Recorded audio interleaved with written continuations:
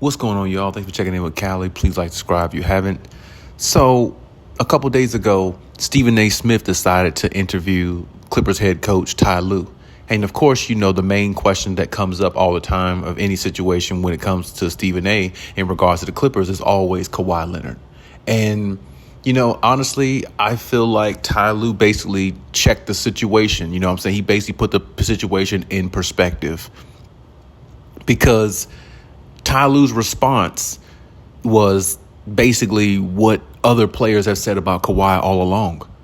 Kawhi Leonard's a hard worker. He overly works his body in the weight room, on the court activities, practices, whatever you want to call it. And when you have when you have a media person like Stephen A. Smith who just rants and says a bunch of things on ESPN because it's his show and he can do what he want to do and try to spew information about a player like Kawhi Leonard in such a negative light, but then he tries to walk it back by saying, oh, he's a top 5 player when healthy. It's like, okay, like Ty Lue said, you can't help injuries. Kawhi wants to be out there more than anybody.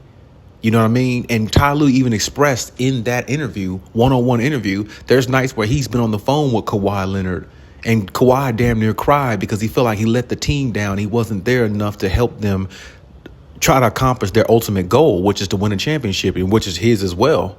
So it really makes me feel some type of way when I hear an analyst speak like this about a player, and this analyst has never touched a basketball. This analyst may have touched a basketball in high school or somewhere in lower, but he's never touched a basketball at the highest level or nowhere even close. But you have all these opinions about players who are injured, and you go on your show and make a mockery of a player like this, but then you try to walk it back and downsize it because you're talking to the player's coach, or you might have spoke to one of the player's co-workers or, teammates in Paul George, in which he did, I think, last season or going into this season on Podcast P. So, I mean, Stephen A. is just one of those guys where I just really don't respect. You know what I mean? Because if a man is hurt, he's hurt. And as Ty Lue said, Kawhi wants to be out there every day. He doesn't want to be hurt. And people questioning his injuries, honestly, it's been making me sick throughout the years of Kawhi because there's always been question around his injuries. I don't know why him specifically.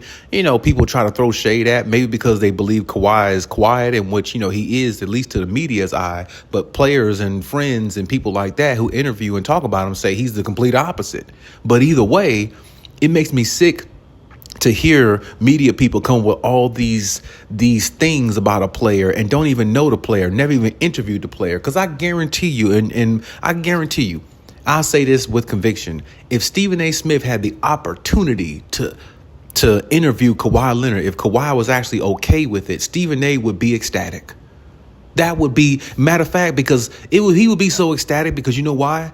That would make him, his show, Stephen A. Smith's show, or ESPN, First Take, they would have so much ratings that day simply because everybody knows the crazy, ongoing, weird history between him and Kawhi Leonard. It would make so much ratings for ESPN that day, it probably would actually go through the roof. And that would make Stephen A.'s day. Honestly, it would. He would never probably say that, but all reality, it would. And you know something? He know he's never going to probably get that. Unless probably maybe when Kawhi retires and maybe he just might take a chance and speak for what he used to do as a player or something of that nature. Otherwise, I don't think Kawhi would even remotely think about something or doing something close to that. But my point is, Stephen A. Smith has just been ridiculous with this Clippers take along with Kawhi Leonard.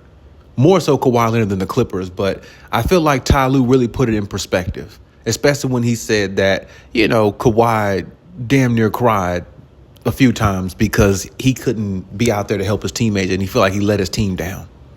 That just goes to show how much dedicated of a player that he is and how much dedication he really wants to put into a team. And that shows how much he really wants to win. But you got people like Stephen A. Smith saying all these negative things on ESPN because he know he can do it because it's his platform. It doesn't make it right. I understand Kawhi Leonard's injured. I understand he's been injured a whole lot more than I even want him to be. Kawhi is my favorite player. He's been my favorite player in the league a long time. I don't really see any other player that's really actually more valuable and better than he is, honestly.